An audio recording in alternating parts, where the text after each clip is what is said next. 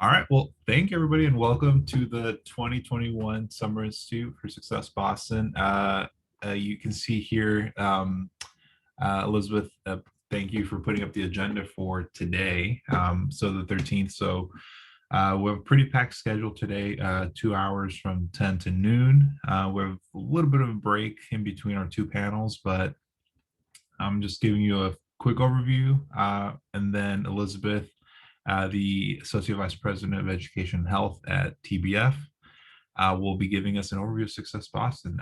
So for those folks who maybe are a little bit newer to the collective, the College Completion Initiative, we'll really learn about the beginnings and the some insight and get some insight into the Success Boston Initiative. Then we'll transition over to Antonia, who is going to be leading a panel on some of our partner institutions, their programs on serving people of color. And then we'll have a little bit of a break. And then I'll facilitate a panel on our Success Boston Higher Education liaisons. And then after that, we'll have a 30-minute breakout room talking about what we learned, things we're excited about, nervous about as colleges reopen and we get back into that space. And then, come back, share out some of our learnings and our thoughts, and get ready for the next day. And a quick update as well. Well, thank you, Elizabeth, for day two. So day two, we have I'm really excited about this. MGH Pride. They're going to be doing a intro into TB and CBT, so cognitive behavioral therapy, and just really supporting us on how to support young people and our students when we do see that they need some help with mental health. And the director of MGH Pride and Community Psychiatry over at Mass General, Dr. Luana Marquez, will be leading us through that training. Super excited about that. For folks who did register through our Zoom website and invite, the Zoom invite is now different. MGH is going to be handling all of that. So I made sure to email that to you all if you did register. But if you do have questions afterwards, just make sure to email me and I'll make sure you get that correct Zoom link. It should be a partner's Zoom instead of a normal one. And then for the last day, we have another training and then a couple more panels. So we have PFLAG, LGBTQ plus, it's organization in Boston, is going to be doing a presentation on how to support youth from that community. So we have a great presentation from them and a couple students talking to us about, why they really rely on coaches like us to support them and to feel safe around. Another quick break, since that is another full day, and a couple of panels. I'll be facilitating a panel on charter schools and how they started their own post-secondary programs, really trying to learn more about how the beginnings of that, how they've grown, expanded, and really try to do more. And then lastly, Rachel, our intern, will be doing a Success Boston coaches panel. So super excited about that. And that'll be pretty much it. A breakout room, I think, with figuring out what we learned, what we can do for next year, and that'll be it. And that's also my last day at TBF, so it'll be a little bit of a bittersweet moment, but really excited about this. And so I think we can transition over to Elizabeth. I believe that you have this next slide should be the intro to this your presentation. Well, thanks, Juan, and good morning, everyone. Sorry about that interrupted screen share. We have been working from home since March of 2020, and every time I think I am totally crushing it on Zoom, my phone rings while I'm screen sharing, and I completely go to pieces. So hopefully that won't happen again, and I can offer you a welcome and a reminder about what Success Boston is and the important work that you have either just signed on for or you have been doing for up to a decade or more. And I know there are people in this Zoom room who have been there right from the beginning. And so, Joelle, I'm looking at you. Annabelle, if I leave anything out, if I get anything wrong, please check me. As Juan mentioned, we are recording this so that for folks who couldn't be here today, they can come back and catch up with this, our favorite annual event in Success Boston. Thank you for your consent to be recorded. If that makes you anxious, feel free to turn off your camera. Otherwise, keep your cameras on, and if you can, and please put any questions, comments, thoughts, reactions in the chat. Rachel, Antonia, Juan, and I won't while I'm talking, but we'll all be looking at the chat to get a real-time conversation going. So as Juan mentioned, the goal, oh God, it happened again. Yikes. I keep getting these. Someday somebody's going to tell me about how to stop robocallers on Zoom. You can put that in the chat if you already know. As Juan mentioned, the goal of our institute is to help people reconnect to what Success Boston is trying to do together. Because if you take one thing away from Success Boston, it is a partnership. We are in this together, and we are in this for and with Boston. So on the screen, I hope you can see a slide we prepared with a headline from the Boston Globe. We all woke up Monday, November 17th to this headline, that hub grads come up short in college. And that is how Success Boston came to be. The Boston Private Industry Council was the first to really think about asking the question, what happens to kids after they graduate from the Boston Public Schools? And we had spent literally decades as a city trying to get more young people to graduate from high school. And the slope of that, it's like straight up, or at least 45 degrees up. And so the city had made continuous and steady progress in getting more students to graduate from high school. But the PIC deserves all the credit for thinking about, so what happens after that? And what we found was very disturbing. In 2008, researchers at Northeastern reported that 35% of the students who had enrolled in college completed a post-secondary credential. Why does that matter? We are not a college for all. We do not believe that there is a one-size-fits-all solution, but it matters in this city for two reasons, I think. And if you have other reasons why it matters, please add them to the chat. It matters because post-secondary can show a whole different world to students, can help students understand that there is opportunity out there and that the world may not be exactly the same as their block. So in terms of helping young people expand their horizons and figure out who they want to be as adults, post-secondary institutions can help them do that. Post-secondary institutions can also prepare them for jobs. It can help them launch a career and build a life doing something that they love to do. But the ticket for that is the completion of a post-secondary credential. And a post-secondary credential could be an associate's degree, it could be a certificate, it could be a bachelor's degree. There's something for everyone. And in our ecosystem in Boston, we have wonderful institutions committed to helping students complete that credential and launch their career. So when we saw this headline, this was not okay. And it was not okay for then Mayor Menino, who was very invested in the schools and very invested in the students, in fact, believing that every student was his kid. It wasn't good enough for his kids.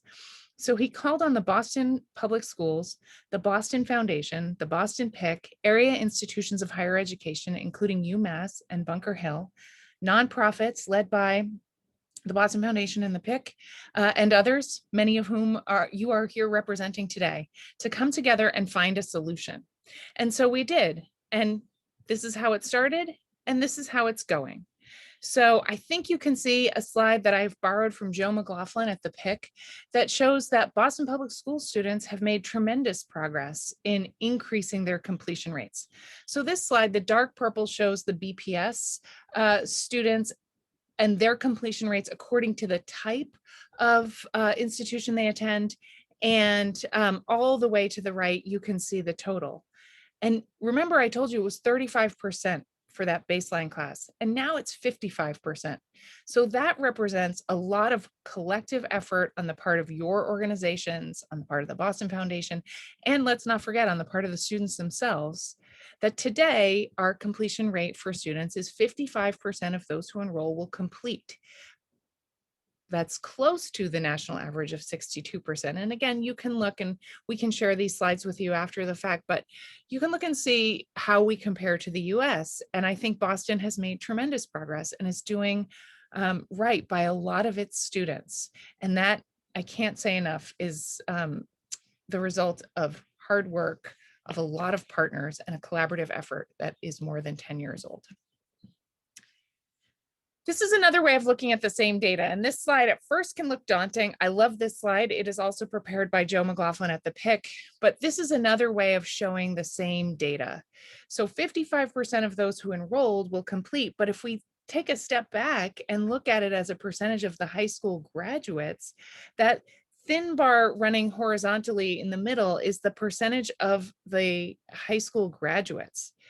And you can see that's gone from 24.7 in the class of 2000 to 38% for the class of 2012. So again, in raw numbers, in a percentage of high school graduates or in the percentage of students who enroll, more students are completing post-secondary credentials, and that is good news for them and good news for Boston. So how did we do this? Well, in 2008, when that report came out and was devastating, we set goals. We responded to Mayor Menino by setting goals, a 50% increase for the high school class of 2009 and a doubling for the high school class of 2011 and beyond. So these are the numbers. We came together as a partnership driven by data and committed to staying together. What did we do? Well, we had a framework: getting ready, getting in, getting through, and getting connected.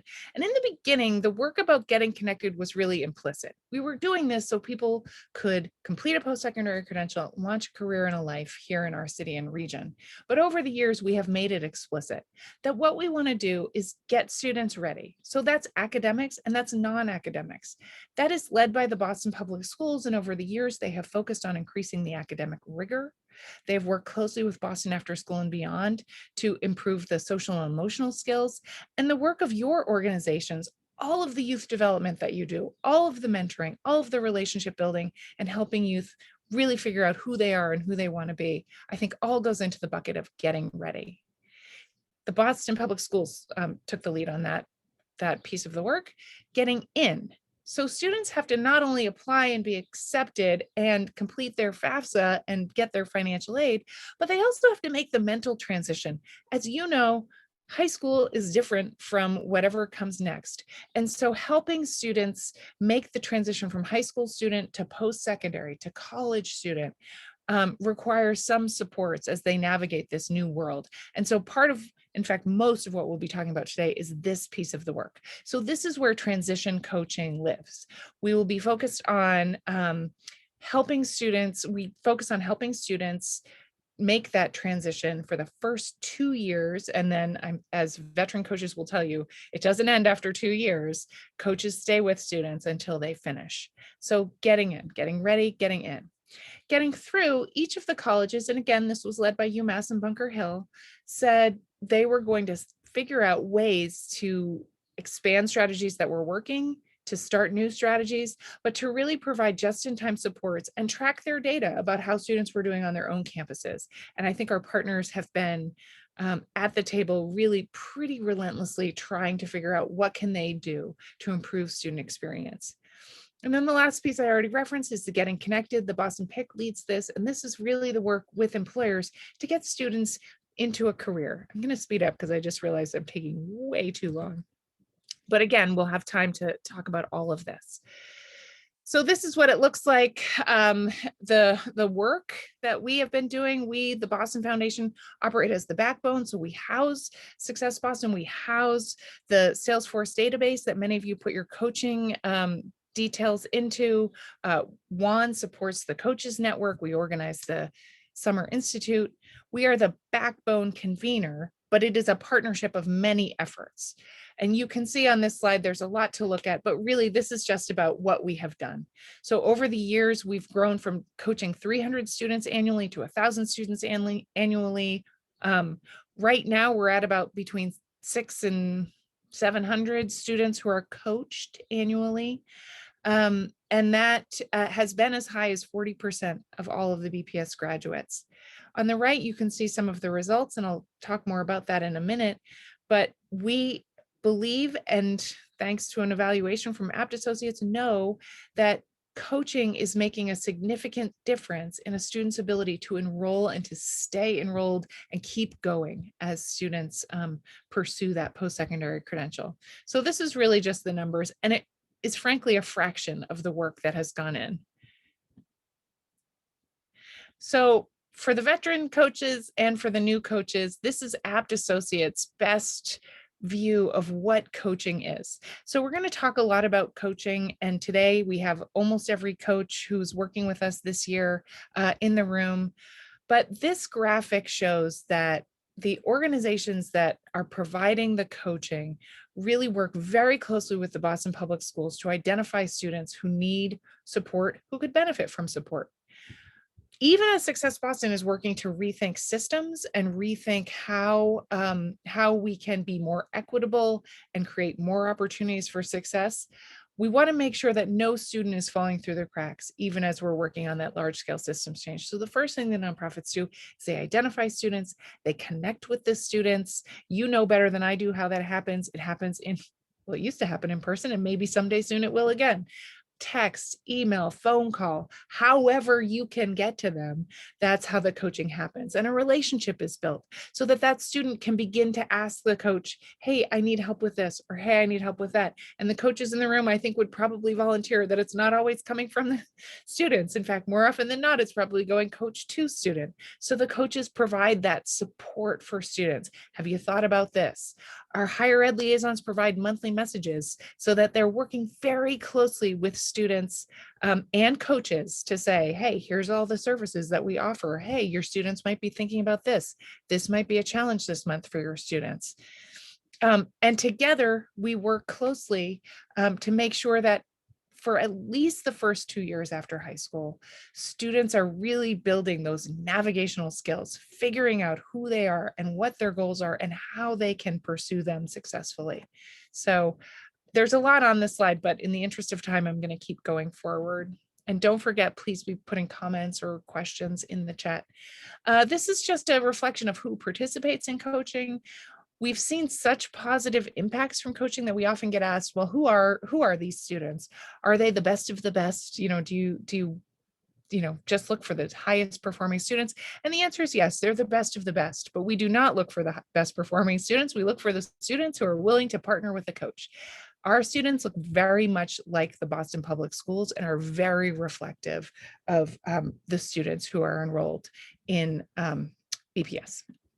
So you can see on the left, the demographics of who gets coached, and on the right, where they attend college. And this is very closely mirroring the both the demographics of the BPS and where they go to college.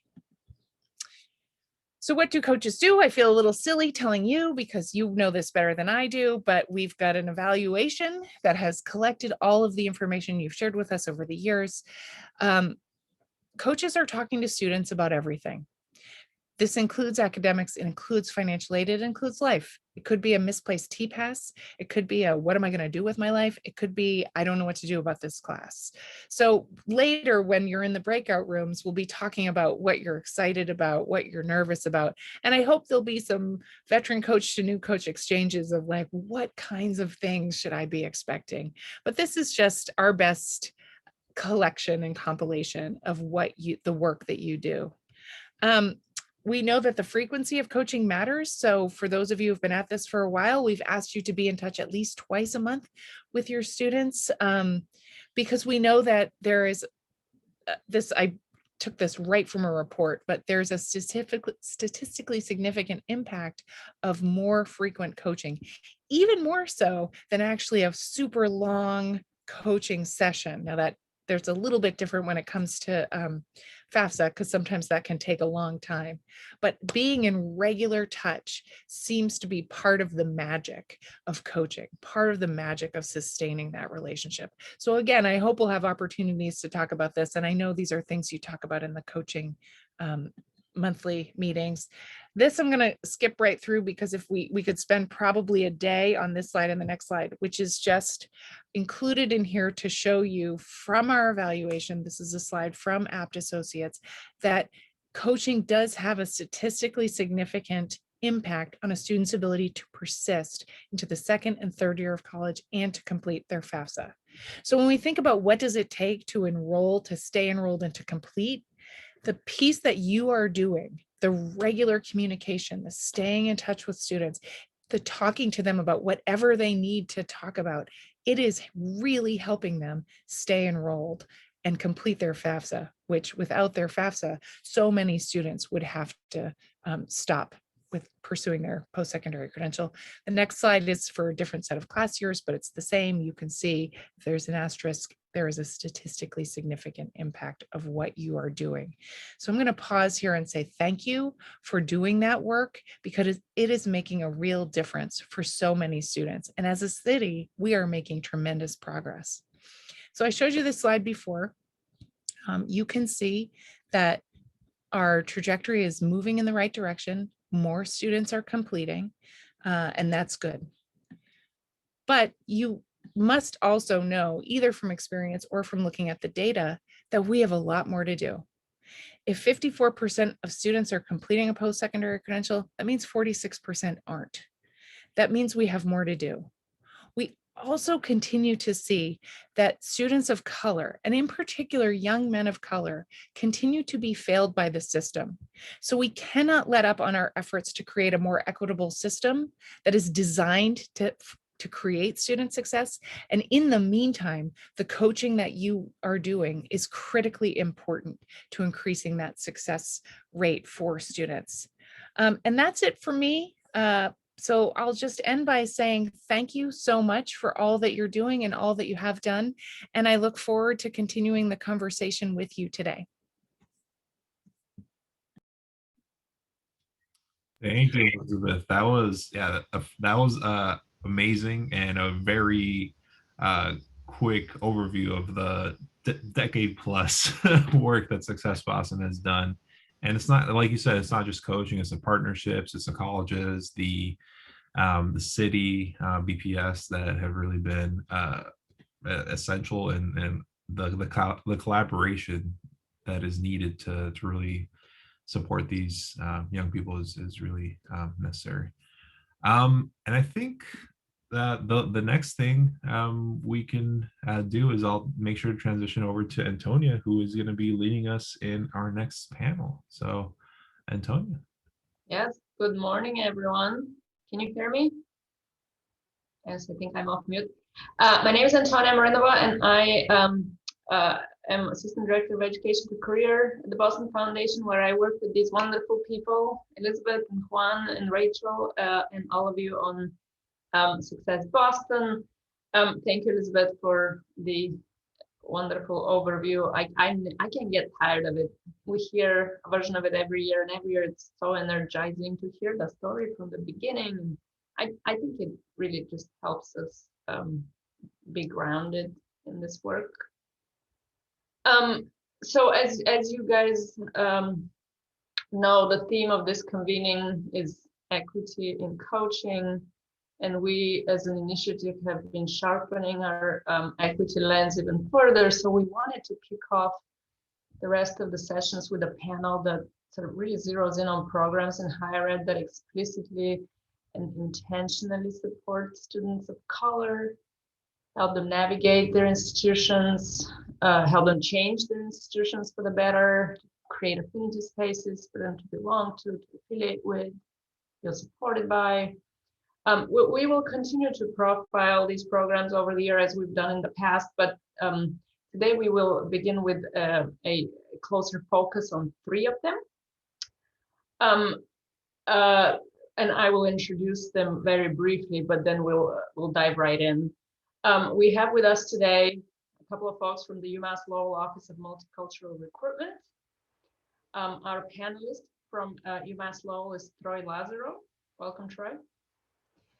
And his colleagues, Katie Mizes, has also joined us, and she will also field some of the questions in the chat from you and later in the conversation. They'll tell us more about relevant programs at UMass Lowell, which enrolls a fair number of Boston students, including iCare, the Riverhawk Scholars Academy, the Office of Multicultural Affairs. We also have a couple of folks joining us from the Asian American Student Success Program at UMass Boston. Sarah Boxell, the AASSP director, and Karen Chi, its program coordinator, have both joined us to tell us more, so welcome. And last but not least, we are joined by Evans Arelis from HOPE, Halting Oppressive Pathways in Education at Bunker Hill. Evans has been with us before, so thank you so much for agreeing to come back. Now, one more program we were hoping to include today was the Latino Success Initiative. That is a joint partnership between UMass Boston and Bunker Hill. We weren't able to pull it off in time, but please stay tuned for a conversation with those guys later in the year. Now, what we thought we would do is begin with a brief overview of each program from those who run it, its focus, what the work is, how it supports students from Boston in particular. So each panelist will spend a few minutes talking about their work, and I'll then ask them a couple of questions, but of course we'll leave plenty of time for you all to ask questions of them as well. With that, Troy, let's start with you, and then we'll go to Karen and Sarah, and then we'll round this out with Evans, if that sounds good. Great. Good morning, everyone. Thank you for being here. Thank you for having us. My name is Troy Lazaro. I'm the Senior Assistant Director of Multicultural Recruitment at UMass Lowell, and my colleague, Skady Mises, is also here. And our focus primarily in the Office of Admissions is really to recruit, support, and actually see graduate our students of color at the university. It's been an initiative that we've been doing at UMass Lowell for many years. Probably I've been there for about 12 years. So I would definitely say the 12 years since I've been there, that has been my focus. That has been the focus of the office that I've been blessed to be in charge of with that. And things have gone well. We are currently right now at around about 42% student of color. And that's a very active 42%. That's just not a number that we have there. And in the next year, it's kind of like an anomaly.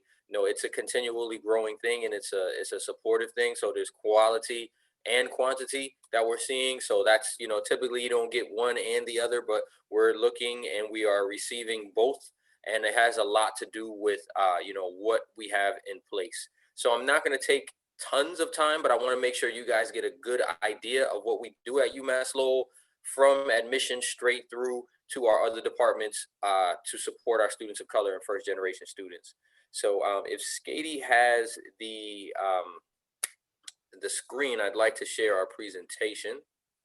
Can one of my colleagues make Skady a co-host? Please. Thank you.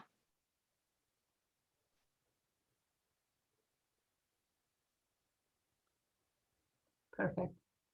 Great. Skady, thank you very much. I just want to give total props to Skady. Skady is like a sister of mine. She does a great job of putting together all of the things that keep my brain working.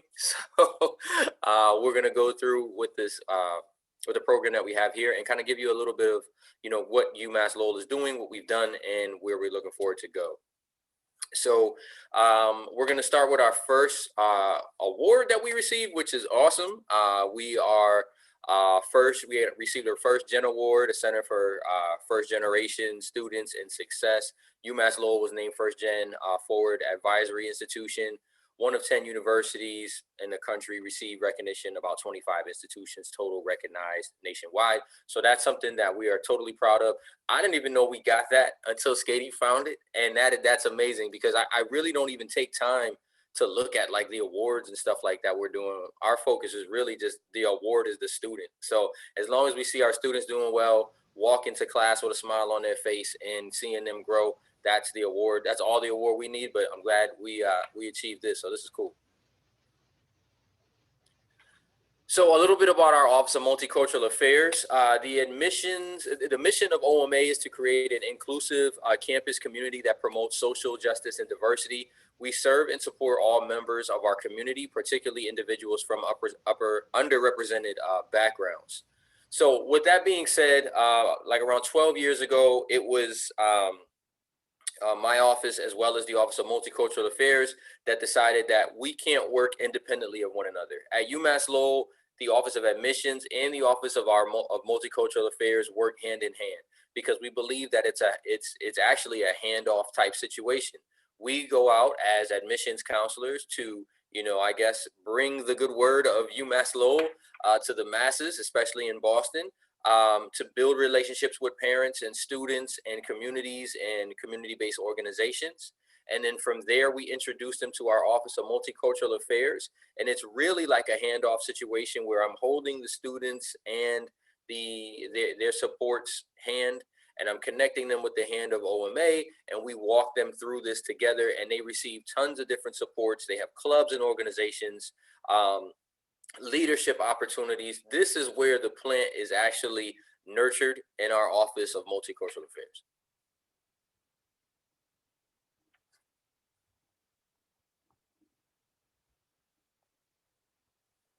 All right, next one. So these are some of the, what you saw there was a quick bleep through of some of the actual programs and stuff that we have to support our students and really celebrate culture on campus. It's not enough just to say that, like I said, we have 42% students of color, but if it's not celebrated, if it's not heard, if it's not put there on the forefront, then what's the point? So here at UMass Lowell, we really put a lot of effort into really celebrating every aspect of culture that we have at our school and things that we look forward to. It's a way for us to continue to educate ourselves, as well as give total props to to the students who represent each and every one of these communities.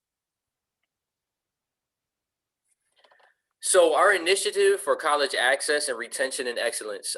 So we have our iCare program. Our iCare program is new, I guess, this spring, summer, where we're actually taking the opportunity to get a little deeper with the students. So like I said, not only having the handoff from admissions to the Office of Multicultural Affairs, but we also have a more intensive program.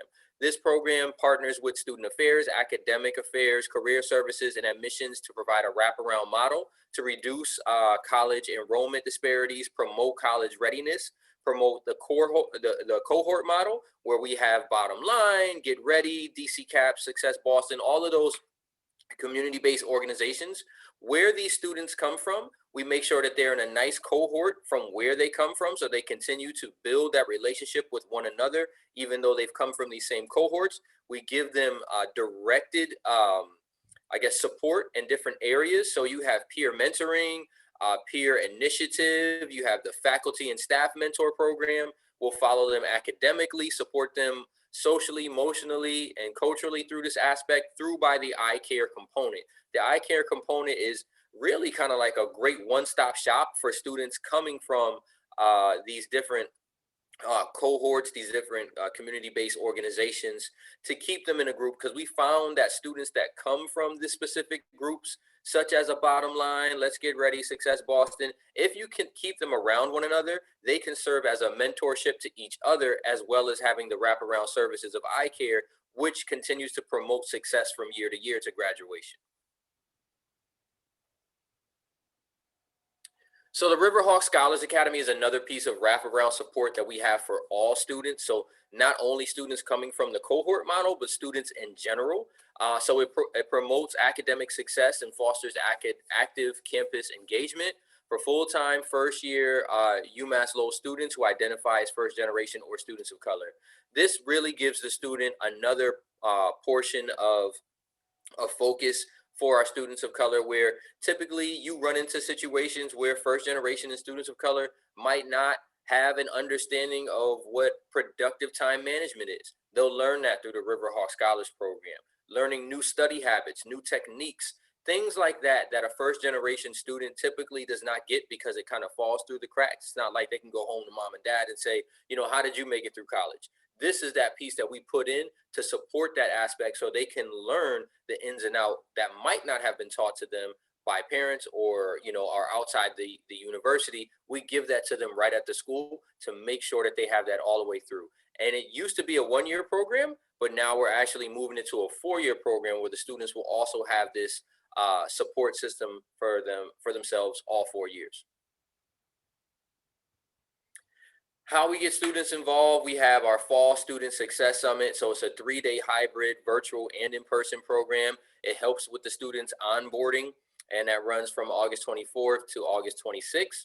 We have our Empower Hour series, which is a great program that Skady actually put together, and we support that. It helps give counselors as well as students and coaches a perspective about UMass Lowell, about admissions, engagement, how to prepare themselves for what's coming as far as from application to getting themselves set into school, and connecting them with some of the programs that I talked to you about earlier with OMA, iCare, and Riverhawk Scholars. And then we have our Strive Multicultural Overnight Program, which is where we have students come from the local Boston, greater Boston area, as well as DC, New York, and further down south. They come, they stay overnight. For the students that are coming from further distances, they typically stay for about 2 or 3 days. We have an overnight experience. They get a chance to have a mentorship with some of the students that are on campus that have gone through the program. And it's just a wonderful experience to get students connected early on so that they can continue to be successful. Over the past year, because of the pandemic, we've done a multicultural hangout virtual. So it's basically the same thing, just without the overnight sleep. But we have students here from the campus, as well as our incoming students of color, that are there to connect and build with their mentors early on. And you can definitely contact us, myself and Skady. So Troy Lazaro at uml.edu and Skady Mises at Skady_Mises at uml.edu. If you have any questions, Skady is in the chat group. I hope this kind of gives you an understanding of what we do at UMass Lowell. Feel free to connect with us if you want to, borrow, tweak some things, or add some stuff to your programs as well. Thank you, Troy. This was fabulous. Are you in a position to share the slides as well with the coaches? We can circulate them later. Sure. I'll have Skady shoot those out to you guys. Thank you. Thank you. Now let's go to Sarah and Karen first, and hear next, and hear more about AASSP. The floor is yours, and I will try to pin you so you appear for everybody. Great. Hi, everybody. My name is Sarah Boxel. I'm the director of the Asian American Student Success Program. And I'm here with Karen Chi, who is the program coordinator of the Asian American Student Success Program. And we have a couple of slides. Oh, could somebody give me permission to share my screen, please? Thank you. So we have a couple of slides that just highlight kind of what ASSP is about, and some of the things that we, some of the services that we offer to students, as well as to the larger institution. So like I said, we are called the Asian American Student Success Program, or AASSP for short. And we are funded by an ANAPISI grant from the U.S. Department of Education. So that makes us, so we're federally funded as a minority serving institution. Some of the other federal minority serving institution designations that people tend to be more familiar with are things like HBCUs, which are historically Black colleges and universities, also HSIs, Hispanic serving institutions, as well as tribal colleges and universities. So ANAPISI is pretty much the MSI for Asian Americans and Native American Pacific Islanders. So I know the name is, the acronym and the name is long and confusing. So just to spell it out a little bit for people.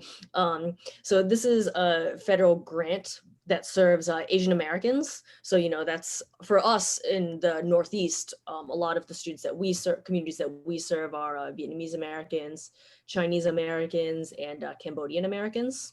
And then the second part community that this grant serves is Native American Pacific Islanders. So there's not too many Native American Pacific Islander communities in the Northeast, but there's many ANAPISIs on the West Coast, in the Pacific Northwest, and then also in Hawaii, obviously, that serve large Native American Pacific Islander communities. So those would be communities like Native Hawaiian Americans, Samoan Americans, Guamanian Americans, things like that.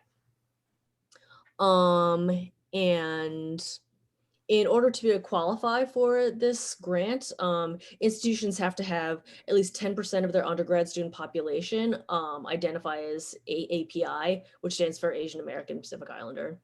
And then also 50% of undergraduates need to be on some sort of need-based aid, for example, Pell Grants.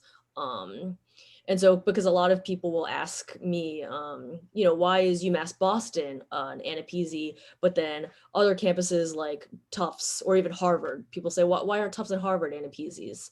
Because not only do you need to have a large API population, but then there's also the need-based element. So, you know, a lot of the students that we serve at UMass Boston and through ASSP in general, in specific, are Asian American, but also come from local low-income communities, many from immigrant households and refugee households as well. So we've been at UMass Boston since 2010, and we're the longest running ANAPISI grantee in the nation, actually. And we operate on a three-legged structure. So a lot of our services are specific to direct student support. So I'll talk a little bit more about that. But then we also support research through UMass Boston's Institute for Asian American Studies. And we also support curriculum development through UMass Boston's Asian American Studies program. So some of the student support services that we offer, which Karen will talk a little bit more about later, are, so we offer student support services for students in 3 stages of their college journey. First is pre-college, during college, and then post-graduation. So for pre-college, you know, we offer a culturally responsive college access workshops, campus tours. We work with a lot of the local public schools to do these things, as well as nonprofits. So for example, we work very closely with Excel High School in South Boston. We work very closely with Boston Chinatown Neighborhood Center, as well as the Asian American Civic Association in Chinatown. Then during college, you know, we have college success coaching. We also have Karen heads up our peer mentoring program, which has been a really strong program over the past decade plus. And then we also offer a peer tutoring program to give students culturally sustained and culturally responsive academic support.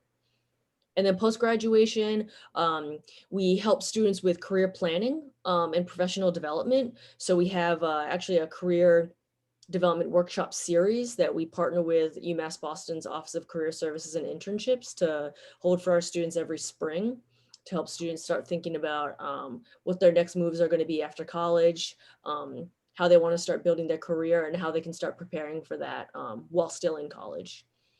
We also offer opportunities for alumni to connect back to the UMass Boston community and to help connect them with college students. So to provide mentoring for college students who are interested in working with alumni in all sorts of professional fields. And then I won't really talk as much about our curriculum support. We're very active with the Asian American Studies program to help integrate Asian American Studies content across the curriculum. So not just, you know, in things like Asian American Studies, but also we work with faculty in departments like economics, English, you know, because, you know, we all know that when students see themselves and their histories and their families reflected in the curriculum, you know, they're more apt to do. There's numerous studies that say that, you know, tell us that those students are then more apt to succeed academically. And then research, we support research on Asian American students and communities throughout the Asian American Institute for Asian American Studies, because, you know, also what we all know is that, you know, if we need to know more about these understudied communities, and many communities of color, many low income communities, many immigrant communities are often understudied in a wide variety of academic fields. And we need to know more about these communities and what helps them succeed in order to tailor our services to be the best and most effective that they can be. So that's about it for us at the UMass Boston Asian American Student Success Program. Thank you both. And if you allow us as well to share the slides, that would be wonderful. Of course. Thank you. Evans, let's go to you and hear more about Hope. And after that, we'll just field a few questions from everyone in the audience. So make sure you have your questions ready. Sure, I just have one slide. If possible, if I could have sharing privileges, that'd be great. Okay. Alrighty, so.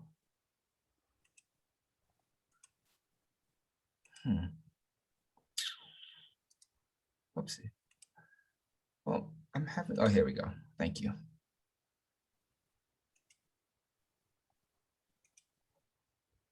All right, so, let's see here.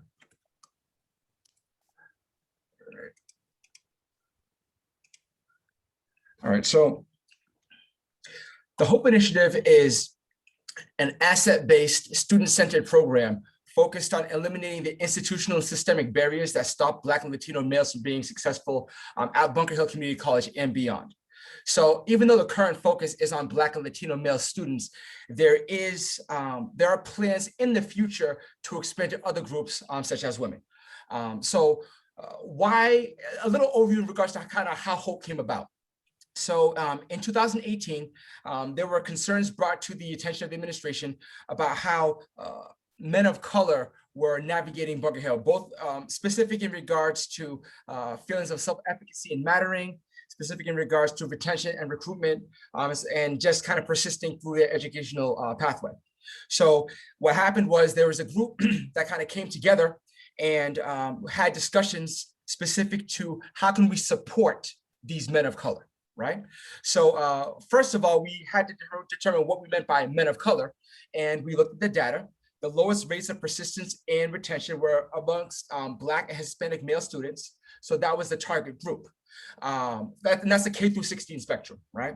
So that was the target group. So once we're able to focus on that, we then had discussions amongst faculty and staff about how could we best support our students, you know? But then in our conversations, we realized a couple of things. One, we're having conversations about how we can support our students without them being in the room.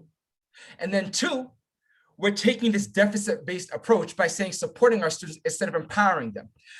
As research has shown, whether it's through studies done on grit, on the growth mindset, things of that nature, the truth is that self-efficacy, creativity, determination, and grit manifests themselves differently for the Black and Latin male population than it does for, say, the typical Caucasian male student, right? A great example I like to point to is a student that we've worked with in HOPE, who was talking about his concerns for the class that he was in, because he would show up to class late, but he was showing up to class late because he had 3 jobs, helping to support his family. And then when he'd go to class, he would fall asleep and not up in class. Then he was talking about the instructor basically reprimanded him for not being as attentive as he should be in the course without taking into consideration the grit and determination that was shown to get to the course in the first place. So this is one example of some of the perspectives and really helping to reframe some of the conversations with students. This led to some of the current initiatives that are at Bunker Hill. The Dialogue Series, which is a student-centered based space where there might be an overarching topic, but it's basically just an open forum where students can just talk about what they're experiencing and what might be most beneficial to their student experience. An experience that's going to be proactive versus one that's reactive. A great example, the Welcome Day. There was a sense of mattering or lack thereof that students would talk about as they navigate the BHCC pathway. And I think this mirrors a lot of what we heard from our previous panelists, just in regards to navigating the college experience and making sure that there are things in place to eliminate the barriers and help the students get to that specific point. But that led to our Welcome Day. And this is a picture actually of the Welcome Day, where we have faculty and staff who would be in the main lobby and greet students as they come in, and basically just role model, understanding that Black and Latin male students can see people like them in positions of success and having established themselves and knowing that they do matter and they do belong at Bunker Hill, and they do belong in higher education, and using that as a table setter as they move forward. And that also serves as an opportunity to talk about our programs for the year, whether it's our dialogue series and those open sessions, open office hours, which we held in person, but also in the post-pandemic, holding them remotely as well, where students could drop in and ask questions. Anything from financial aid questions to academic questions to talking about the Boston Celtics in the upcoming draft, whatever it might be, right? Just having a forum to help students feel comfortable, right? But as much as we want to empower students to feel comfortable and navigate this pathway, another large part of what we're trying to do is understand that we as faculty, staff, and administration have been taught things that don't always benefit or empower our students along that pathway. So with that in mind, the professional development series of the HOPE Initiative is focused on the faculty, staff, and administration and helping us to understand that we, in some ways, can be part of the problem, but also can be part of the solution if we could reframe our thinking in regards to being more asset-based, eliminating some of these barriers, and also understanding the various ways that students show up in the classroom and using that to help them persist and be retained throughout their educational pathway, right?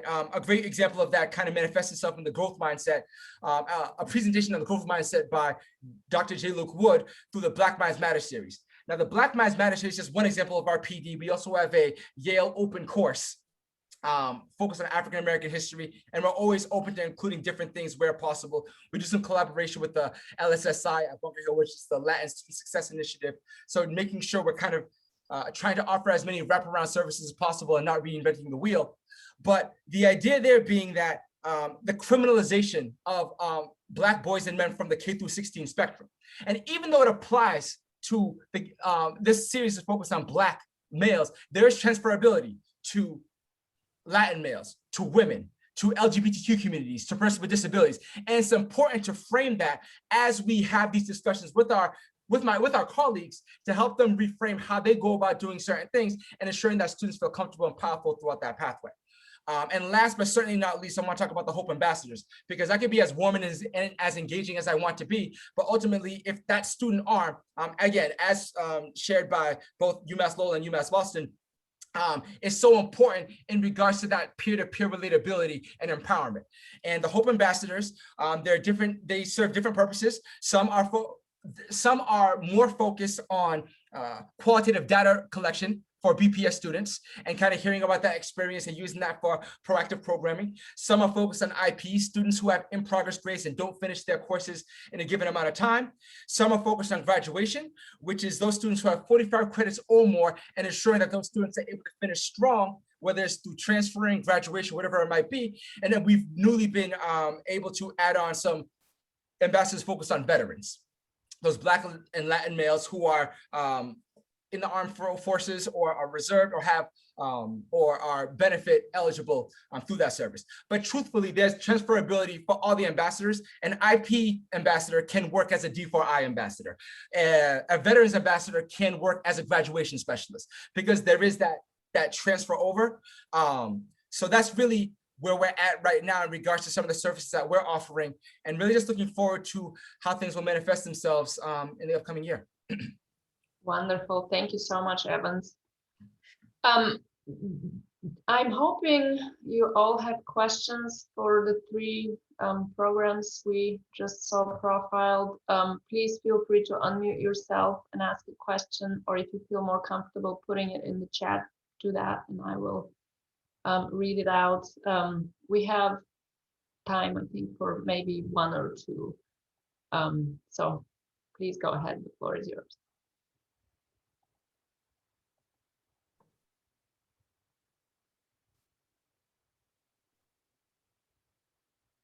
And I know this is not a shy crowd, so I will wait you out. Hi, this is Portia from West End House. One of the things that myself and my team and my organization have been thinking about in the last maybe 2 or 3 years or so, and I know other orgs are working on it, but trying to figure out how to continue to hold space for our current college students and our students that are at some point in their post-secondary journey, and also students who may have stopped out. So trying not to forget about one population while we're serving the other population. And of course, I mean, on our team, we have 3 dedicated coaches. So it's a little bit hard to kind of balance both, especially when the majority of our unenrolled students, whether they stopped out or they decided not to go at all, are young men of color, specifically Black and Latino. So any advice or any thoughts? I know PIC is doing a lot of work around that, but any thoughts around how to kind of balance that with supporting current college students and also students that decide not to go back or decide not to go? I guess I'll start, and then by all means, anyone wants to jump in, that's great. One thing that I think has been really, really effective and really, really impactful has been the cyclical process of understanding that the interpersonal yields the transactional, and the transactional yields the interpersonal, right? So being able to establish relationships with students, and that's why I talked a little bit about those open office hours. You know, sometimes we were talking about school things and things of that nature, but in my time working with Hope, I've had the opportunity to talk to some students who have navigated mental health issues and who have stopped out and who have been able to navigate some of those things. And I think that the biggest thing that I think that has been most effective, at least from my purview, has been understanding that they're seen and you matter, and understanding that you're good. So, you know, Richard the person, Bob the person, Michael the person, you matter. Let's focus on you. Let's focus on what's going on in your life. Let's focus on where you're at in regards to those various aspects of your lives. And then once there's a connection formed, you feel there's a sense of trust there, let's talk about some of those transactional things. Then let's talk a little bit about, okay, so, I mean, I know you stopped out for this reason or what have you. You know, have you considered going back once you're able to get a better grasp on your financial situation, or once you're able to get a better grasp of where you're at in regards to some of the other responsibilities, whether it's taking care of siblings or helping your parents with some of the finances, things of that nature, and then coming up with a plan as far as that goes. And then since that interpersonal relationship is established, we're able to reference back to those conversations. So if you thought a little about what we talked about and moving forward with that. Now, I know that's much more difficult when you have 3 people in your office and your team, and there are, you know, countless students who are stopping out. And I guess what I would say is, I think that's where the peer component comes into play.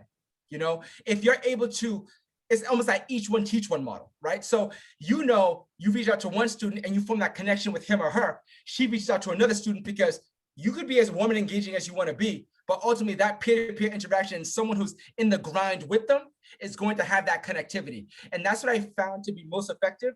And that's really manifests itself best through the Hope Ambassadors and some of the connections that they've been able to form over the last year or so. Thank you, Evans. Troy, Sarah, Karen, Katie, do you all want to add anything? I mean, yeah, I would definitely have to back up what Evan said. It's really about building a relationship. You know, it's all about tearing down walls. You can't really understand what's inside the city until you go in. And it's the same thing with a student. You know, you can't really understand what's inside a student until you take time, sit down, eat lunch with them, connect with them. And then you can get to all the other, you know, stuff that you would consider normal for a college student, going to getting, you know, help for a paper or, you know, whatever it is, study tactics, things like that. But once you build that relationship, then, you know, everything is fair game. And, you know, any questions that they might have, they'll open them up to you.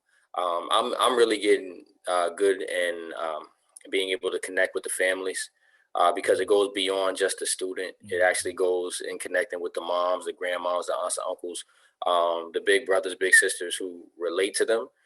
Because that way you build a family feel at the university. So the family feels confident in the student, which supports the student on the back end, which then makes their college experience a whole lot better. And it's all about kind of just planting the seed and, you know, and watering that garden. So, yeah, I completely agree with Evans. Yeah, I also really echo what Troy and Evan have already said, especially that peer component part. I think, you know, something that's worked really, really well for us at ASSP has been, this was kind of a result of the pandemic, but since seeing how it's worked, this is something definitely we want to keep going in the future. But, you know, since everyone went remote, there was a big question of how do we keep students connected to us, to each other, right? And something that worked really, really well for us was using social media in a more like collaborative way, like pretty much like putting all the students in like a group chat together so that they're talking to each other. And it's been really great. So what worked for us has been using Discord, which is pretty much like for those of you who isn't sure what Discord is, it's kind of like, I think it's used mostly in the gaming community, but it very much is like a social media channel where you can add people into the group, and then within the bigger group, so we have a Discord for ASSP peer-to-peer programming. Within that group Discord channel, it then gets separated out into different like co-channels where we have like a section for hangout meetups or like movie nights or like game nights and like all these types of things to keep the students kind of like active and engaged with each other. So that's been really great because we've had students who, especially this year during the pandemic, have stopped out, but they're still active and connected in the Discord chat and like being engaged, coming to the movie nights, still talking to the other, our peer mentors, as well as me and our other staff. And I think this has also been really great for us because, you know, their chats are, they're gonna have their chats and discussions as they're gonna have them. And I'm able to kind of just like peek in a little bit and see kind of what's going on. So then, you know, if something piques my interest, or if I see like, oh, someone has an academic question, or like someone's like, oh, how do I get back into classes? I've been out for the year, you know, I'm able to kind of like see what's going on and kind of scoop in and help direct those students as well.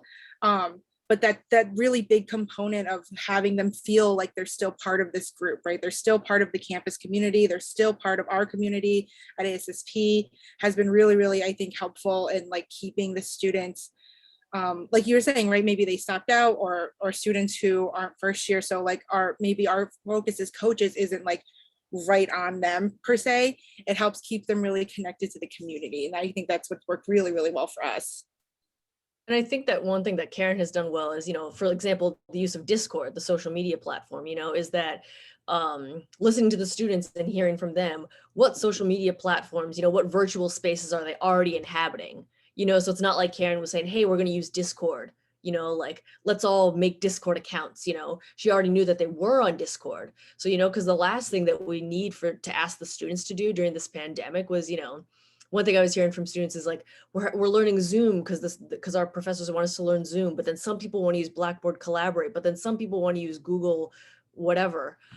So we're forcing all these students to inhabit all these digital platforms that are alien to them. So, you know, let's make it one less thing, you know, like Karen was hearing from the students that they're already on Discord. So let's move peer mentoring to Discord, right? You know, so I think that's one thing that, one lesson that we've learned that has served us really, really well in the pandemic, but then also that will take moving forward, you know?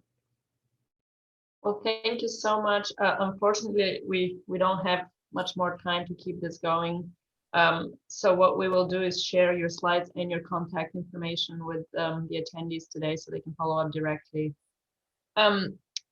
With that, we're gonna leave it here, but we will give you a couple of minutes as we promised to, you know, get up, stretch your legs, turn off your camera, refill your water. So if you guys can be back at 11, 12, or 13, Juan will greet us back in and lead us through a conversation with our higher ed representatives who are all here, I think. So thank you all again for joining us, and we'll see you in a couple of minutes. Thank you.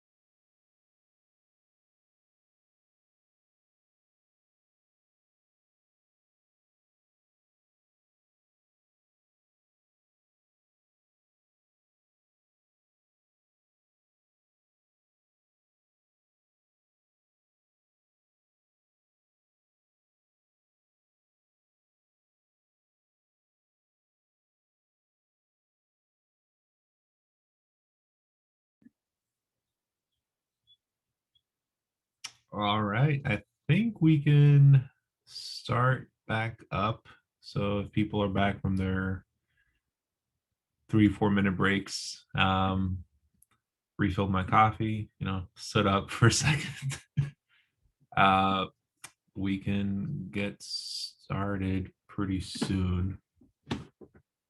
Let's see if we got. We got Jackie, Danielle, and Kate. All right. So I'm gonna make sure to highlight our 3 reps who will be talking to us about the work they're doing at our partner institutions. And yeah, so thank you everybody again for being here. We're transitioning over to our higher ed panel, our higher ed liaison panel with 3 representatives at our partner higher ed institutions. So we have Jackie Cornog from Ben Franklin Institute of Technology, Danielle Wheeler from the University of Massachusetts Boston, and Kate O'Brien from Bunker Hill Community College. So thank you all for joining us today. And yeah, just gonna go probably till 11:35 or so to give us a good and enough time to have a breakout room and hopefully not keep you a little bit past noon. Trying to make sure that we end on time because we do have 2 more days of this.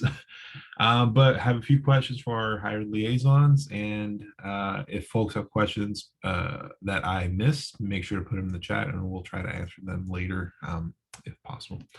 So I think first off, and I'll make sure, I think Jackie, you can head off with this. Just a pretty basic question about what you all do and how you all work with Success Boston. Hi, everyone. I'm Jackie Cornog. I'm Dean of Students at Benjamin Franklin Institute of Technology. If you don't know our college, we're right in the South End. For now, we're going to be moving to Nubian Square in a couple of years. We have average about 500 students. We're very small, and we have career-related majors such as automotive, computer technology, health information technology, electrical, HVAC, lots of trades. And we work with Success Boston. We have 3 to 4 organizations that we typically work with. And they, I don't know what else you want me to say at this point. I think I'll stop and let other people go. You basically wanted just an introduction to the college, right? Yeah, perfect. Thank you. Great. Thank you, I'll come back. Jackie. Yep. Danielle. Hello, everyone. Danielle Wheeler. I'm the Director of Student Support Programs at UMass Boston. And also I'm the liaison for Success Boston. And we work with all incoming Boston Public School students that transition into the university. And we have about 5 or 6 organizations that are at UMass Boston. And we also have what I call Friends of Success Boston, such as Cambridge Success Initiative, that works with all incoming Cambridge students. Yeah, I think that's all. Yep. Thank you, Danielle. And then last but not least, Kate.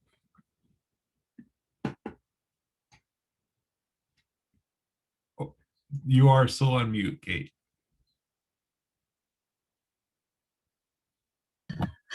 Like Elizabeth said, we've been doing this for I so know. long. I apologize. My name's Kate O'Brien. I'm the Success Boston liaison at Bunker Hill Community College. As most of you know, Bunker Hill is a 2-year program. Students can come for an associate's degree, or they can get a certificate, or some students transfer before they get their associate's degree. We have all 6 Success Boston orgs, and I still connect with some of the orgs that used to be Success Boston. I have currently 16 coaches on campus, but I'm sure we'll have more. I know a lot of orgs are hiring. And we have the bulk of the Success Boston students at Bunker Hill. And we love working with Success Boston. We also, like Danielle said, work with other community success programs. Thank you, Kate. Yeah, for folks who might not know, these 3 institutions have been with Success Boston since the very beginning, have really been instrumental in guiding the work that we do and really partnering with us and, supporting students from BPS as they head to college. And we've been growing together and just very proud of the work that we've done together.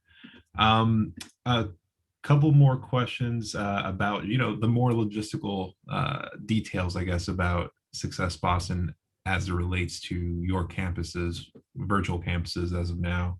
I know something that we do at the network TBF is I have these monthly coaches meetings for coaches and anyone else who, friends of Success Boston, like Danielle and Kate were saying.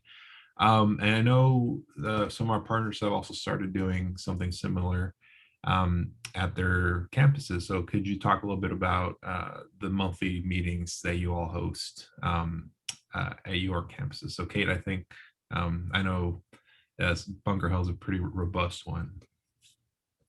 Thank you, Juan. We have monthly meetings. I will hopefully be sending the schedule out soon. They're going to continue to be remote for the fall.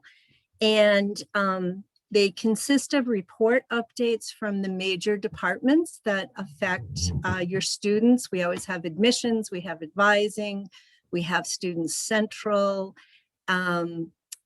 We often include a highlighted presentation on something that's happening on the campus that we feel is important for our coaches to know. We support the coaches with our monthly meeting and email updates. And I am always accessible, although I work part-time, to coaches if they have individual issues with students or if they have general questions. They can reach out to me. Since the pandemic, we have been recording the meetings. So we send out the recording afterwards, but we get a great turnout from all the orgs, and our BHCC departments are really excited to come to this meeting.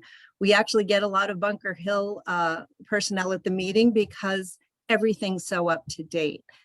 They're getting the info as soon as the BHCC staff is getting it. So again, we'll be sending the information out soon for the fall meetings. Thank you, Kate. Danielle, I know you all shifted a little bit this past year. Yes, we did. So our meetings were once obviously hosted once a month on campus, but we shifted to twice a month remote since the pandemic started. And we're not sure what direction we're going into for the fall. It will probably be a combination of in-person and remote for the meetings. So our meetings are structured a little bit different than Bunker Hill. I admire Kate's meetings because I wish we could have this inclusive presentation style of all of our departments, but it's just too big. The university is just too big to get everyone on at the same time. So what we do is usually we problem solve a lot. We talk about student issues. We work together as a team to figure out what the best practices are, what are other coaches doing to help with some of these issues, what can I do to support some of these issues. We do have presentations from various departments, but it's usually one per meeting, not the whole campus, but we might have financial aid, student services, or Ross Center for Student with Disabilities, something like that. Usually once or twice a month, we'll have department presentations, but the bulk of our meeting is spent on updates from me on the university side and just figuring out how we can work on student issues. Did I answer the whole question? Oh yeah, for sure. I think that's perfect. I know some of the great things that our coaches bring to this is, like you mentioned, the problem solving. So like bringing questions and issues that probably impact a lot of students, but without the coaches bringing it up, the personnel and staff at the institution might not really be as aware. So it's good to get that up the ladder, so to speak. And I know Jackie at Ben Franklin, it was a little disrupted due to the pandemic, but prior to that, you all had monthly meetings and kind of themed to support coaches and the students to really create that relationship. I remember there was like Taco Tuesday and having fun. Right. fun we've meeting. really gotten into the groove. And I think we wound up, Joelle, I think we wound up doing that for a couple of years where we had once a month, we would have themed lunch meetings Mhm. where we'd invite the Success Boston students and the coaches. And we'd have lunch, we'd do some kind of team building, but then at the end was always for business too. So the Success Boston coaches could talk to our BFIT advisors and the students too. And I'm embarrassed to say that we didn't keep any of aspect of that up through being remote. We did do a holiday gathering at the end of in December. I think we did a little taking care of business, registration business for that, but Shauna Ayala and I, who's the assistant dean of student success, we're just talking about this week that we need to get something back. And I hate for us to do it remote, so maybe we can talk about doing something in person too. And I just want to give a shout out to the Success Boston coaches. For each of one of those meetings, they would pair with someone at the BFIT team to organize that, to come up with a theme, to order the food, to organize what the business, taking care of business was going to be. So we really appreciate that partnership, and it was fun. We always especially fun when Joelle was one of the hosts. Yeah, Joel's been a great collaborator with all three of the institutions and more. I know that kind of leads me to the next question, actually. Like, how do you all support coaches like Joel and Portia and Annabelle and Chris to really be effective on campus? I think we can start with Jackie. Like, what do you all do? I know back in the day, there was, devoted space or access to the institution, but what do you all try to do in collaboration with our coaches? So as you said, on campus, there were always spaces, no rooms or anything, but spaces where a lot of the students of traffic was. Joelle always set up in the lobby. People would set up in the breezeway. I think what was good, and the coaches can correct me if I'm wrong, is that we're so easily accessible too. So they could just come to any of our in-house success coaches to get whatever they needed, schedules or transcripts, or, run over to financial aid because we're such a small school. I know coaches would get in touch with us when they'd want to have more list of students, of our accepted students, and to get those students on their list. So I think that's all still happening remotely, but again, we've really lost that sense of community, which we need to work on bringing back.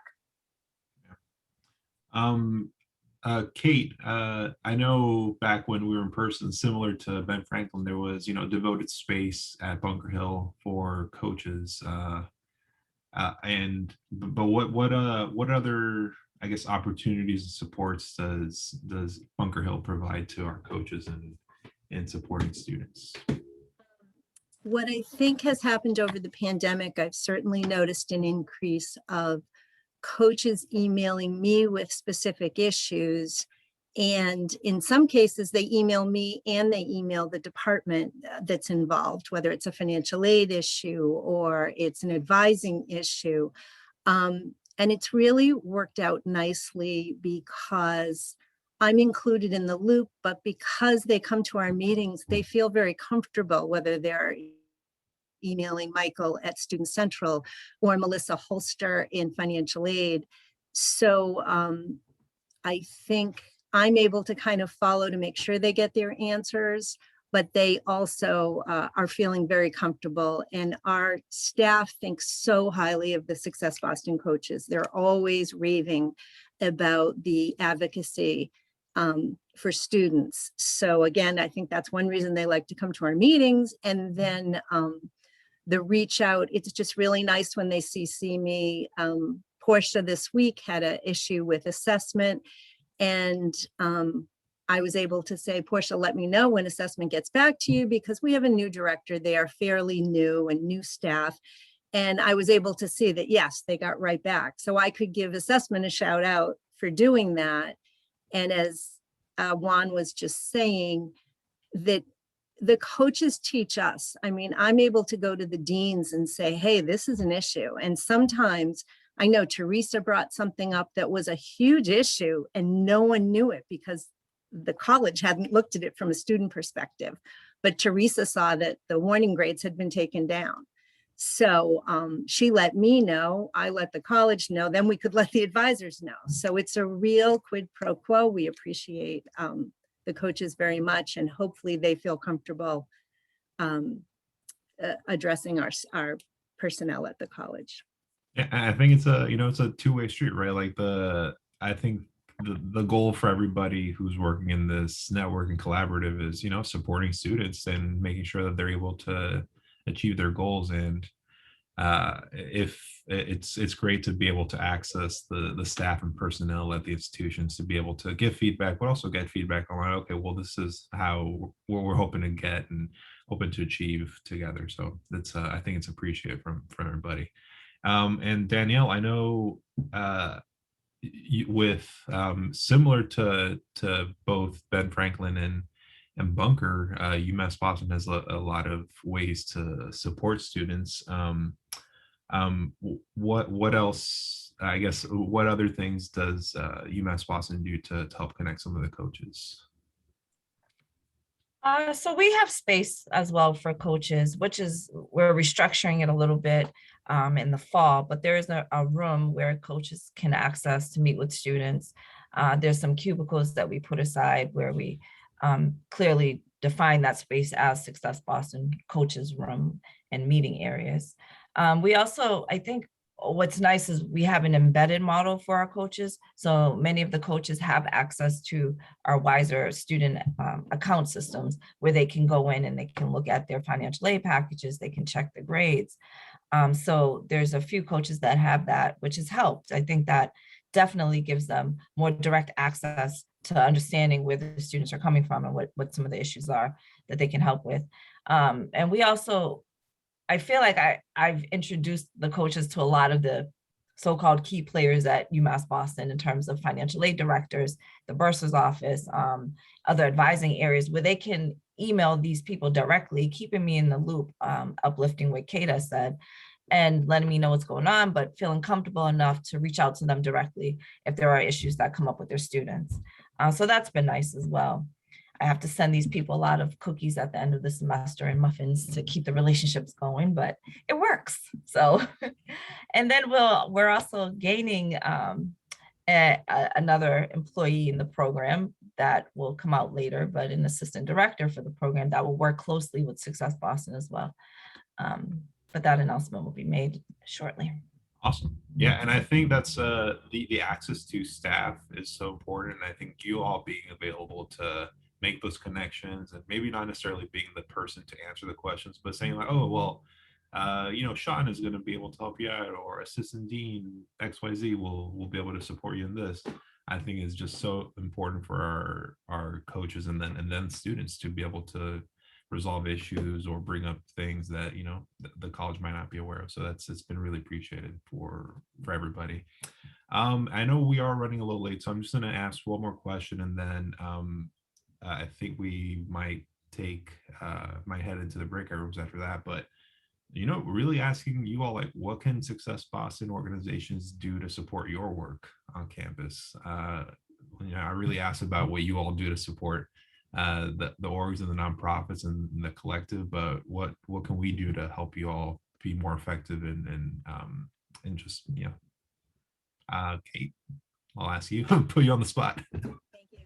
No, I wrote a few notes because you were kind enough to tell us. Mainly it's to just transfer information to the students. For example, summer 1 classes end Sunday. Monday, summer 2 classes start. And then 7/21 is the ad drop for summer 2. Helping students get registered is huge. As most of you know, our Success Boston students, we've tracked it all summer, and the 2 weeks before school starts, everybody registers for classes. Getting them registered early is a huge help. It's helpful for the students. It's helpful, obviously, for the college to know who's there. And attending our trainings if you can. We're having a Title IX training on Wednesday. I've gotten a great response. It will be recorded, and it's for our staff as well as our Success Boston coaches. And thinking about Title IX, one of the things I've seen translated to the coaches a lot is if a student becomes pregnant while in school, there's some Title IX help in that regard. And sometimes even our staff isn't aware of it. So the Title IX training is very important on many levels. And I just love when the students when the coaches can connect students with other students, which was mirrored in what Evans and the last panel was saying, because as we all know, if you've got students who have a peer, they're more likely to stay. Connect students to our ICD, our internship career office. It's really robust. It's really growing. Becca Tompowski was on the call. Becca is done an amazing job with our transfer services, connecting students to our transfer services as soon as they come in, so they can see what they can aspire to. So careers and transfer, and that's the best thing. And then our immigrant scholarship, which is still available this year for students who may not have documentation. Our Success Boston coaches have done an amazing job connecting students to the immigrant scholarship, where they can take 2 classes, they'll be covered. So there's just a lot you can do and you are doing. So I'm not telling you anything new. Just coming to the meetings and letting students know what's happening. Thank you. Jackie, any ways that we can support you all? I don't know if I can add anything to what Kate had already said. Really just helping our students get registered. A lot of our students who aren't registered for fall right now is because they have holds. So helping us direct them to the right offices for those. Something we're trying to do more with students are, we get midterm grades. I don't know if the other colleges do, we do midterm grades too. And we're really trying to get students to understand how important their grades are at midterm and what they need to do in those next 7 or 8 weeks after midterm. So that's something that would be great to partner with Success Boston on too. Thank you. And last but not least, Danielle. Yeah, I'm not sure if there's anything else I can add. I think that's just communicating with the students. One of the things that I think I struggle with are events. I mean, everyone's struggling with Zoom events, but as we return to in person, we would have more orientations and events for students, and just getting some of the coaches involved with those events would be helpful. Even if they're tabling events that are targeting BPS students that explain what coaching is, that would be helpful to students and to the university. Thank you. And thank you all for joining us today and just telling us about the work that you're doing and the great work that your institutions are doing to support our students. The 3 of the institutions that host a ton of Boston Public School students every single year, and gonna keep going. So I think it's a really important partnership to grow and keep strong. All right, so I'm going to launch a poll real quick for folks to fill out. It's going to be regarding the coaches meetings, and what topics you want to learn more about in this upcoming academic year. So we'll should be launched now. Should be multiple choice as well, but yeah, fill it out and it'll really help us figure out what to really program this upcoming academic year as we get started, and then we'll head off into breakout rooms.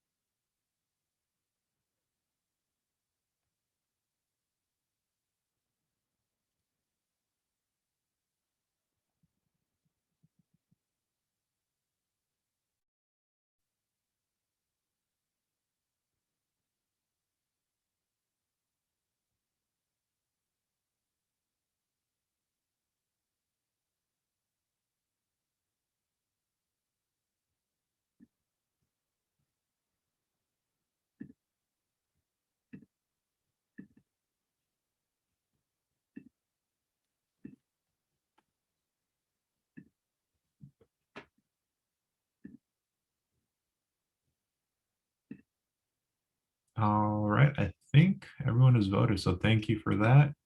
This will be really useful for us, and I'll make sure to share this as people head into the breakout rooms. I think actually, if I share results, people can see this now.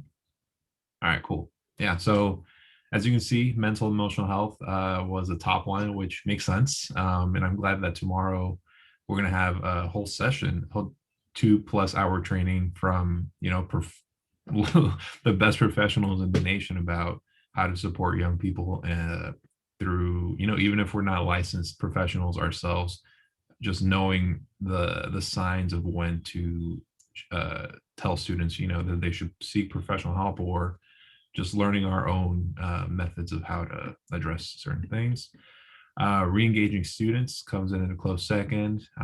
Again, makes a lot of sense. And then the next few: jobs, alternate pathways, financial aid. I mean, all of these are extremely important, and I'm glad that people feel the same. So we'll make sure to program for the upcoming coaches meetings this academic year around these things. Thank you. All right, so I'm gonna start the breakout rooms. And Juan, while you do that, do you want to tell us what the breakout room should focus on or talk about? yes, absolutely. So since we have about 20 minutes, probably gonna spend maybe 10 to 15 minutes in the breakout room for the first half. Just people can talk about what they're nervous about, what they're excited about as this next academic year starts. And then the last part, we'll just talk a little bit about if there's anything else that you want to learn about during the coaches meetings. So if there was something that I missed in the poll, you can't put other in the poll, unfortunately, on Zoom. You can't just like enter your own answer.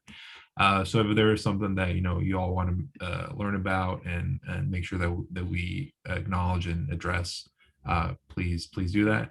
And make sure to have someone who takes notes and is able to participate in that way. And then I think, yeah, and then we'll have someone come out, do a share out, and then that will be it. All right, I'll open the rooms now. Thank you.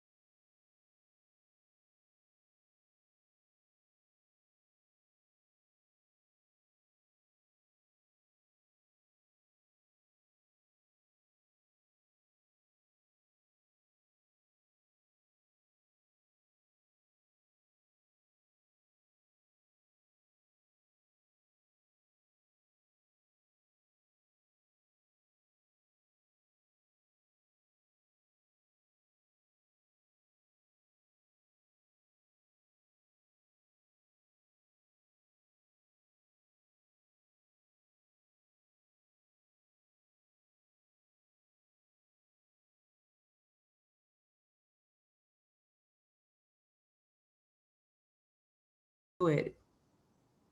Whoa.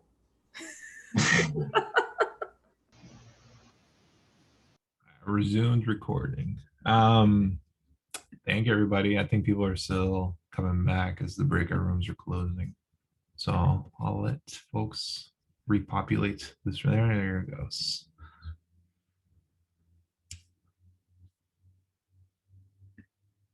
All right, so I think that is mostly everybody.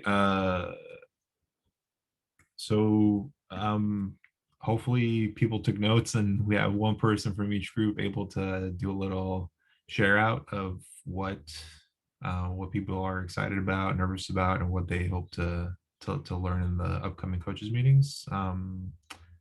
Who was in the first breakout room? I don't know. Maybe, oh, I guess Antonio, I'll pick on you first. I'll see. Sure. Who wants to We do were in breakout room 3. I can't possibly summarize all the themes, but a couple of things I'll mention. People are excited about the opportunity to return on campus, both because students themselves are excited, and like you can feel their excitement with, you know, the buzz that's created on campus at the beginning of a school year that you just can't replicate in the virtual world. But also excited about just being back on campus and how that creates the opportunity to build relationships with students in a way that was difficult in the virtual world, right? It's another form of communication. It creates the space, the opportunity to meet the students. As one of our coaches said, some of them she has never met off camera. I mean, she has never met on camera. So there's a lot of excitement, but also, you know, some nervousness that goes with that. Some of the things we talked about that are making us nervous are both about sort of reconnecting with students who have been, you know, unresponsive and stopped out for pandemic related reasons, and trying to sort of get them back on as close to the journey as they were on, as well as about that handful of students who still remain hesitant about going back in person, you know, the new variant and the uptick in cases. So we as a coaching community need to sort of remain vigilant and flexible. And I'll stop there. Thank you. I can probably share out from my group, which is very similar to what your group was talking about. I think a lot of the same nerves and excitement about, you know, going back on campus, but different campuses, institutions have different rules about like if they're going to be on or off, if they're remote or if everything's back in person. So people are, you know, wary about that, but trying to figure out how to navigate it. I know Annabelle and Teresa, you all mentioned a lot about SAP and SAP, the Satisfactory Academic Progress, and what about students who thought they were doing well and then suddenly they get an email like, oh, you're actually not meeting the progress and you might not be able to enroll. So how do you address those issues? Can you appeal? Hopefully you can, due to the pandemic, and maybe some more lax regulations on that. And then I think the last part about what they hope to learn was just for folks who were hired during virtual times, like, you know, learning about how to coach in person, what that looks like, how to connect to folks in person, to resources, and just, you know, learning from some of the more established coaches, and but, you know, also knowing that the more established coaches can also learn from the newer folks too. And then I think Rachel Conway, anything else from your group? Sure, yeah, we, you know, also very similar conversations with nerves and excitement, like double-edged sword about going back on campus. Some things that were brought up that I thought were really important were just like as different colleges and campuses open in different ways, how that might look for coaches who have, you know, part of their caseload in person, part virtual. And so maybe a training on like hybrid supports and how to kind of arrange your coaching life around that, especially for the fall. Maybe, you know, supports with mental health, which we're going to do some tomorrow, but in future coaches meetings, having like maybe open, vulnerable spaces for coaches too, to just like honestly share how things are going, like a kind, accepting, non-judgmental space could be really helpful for coaches' mental health this year. And yeah, I think just getting a lot of energy from the idea of seeing students again and having some barriers knocked down, like them not having to email every time they need help, but just being able to walk over to a support center is really exciting. Awesome. Well, it is noon, so I do want to make sure we let you all go. Thank you everybody for making it. We'll make sure to send out an email afterwards with the slides from the presentations. Once I'm able to upload the video recording onto YouTube or whatever, I'll make sure to share that as well. So keep an eye out on your email for that. If you're registered for tomorrow, remember it's a different Zoom. You should have gotten that updated Zoom, but if you don't know about that, you can email me. And I think that is all we have. Thank you, everybody. Appreciate you coming in, attending, and staying for a couple hours. And I'll see you tomorrow. Thank you, Juan. Bye-bye. See you guys. Thank you. Thank you.